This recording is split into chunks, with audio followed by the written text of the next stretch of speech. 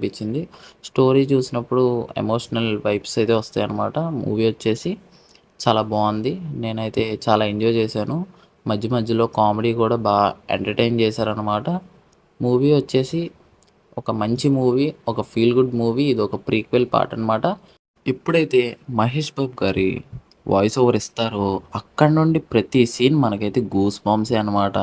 ఎందుకంటే ఆయన ఇచ్చిన ప్రతి వాయిస్ ఓవర్ దగ్గర మనకి చాలా కామెడీ జనరేట్ అయ్యిద్ది. మీరు ఎప్పుడైతే థియేటర్స్లో చూసినప్పుడు ఇంకా బాగా ఎంజాయ్ చేస్తారు.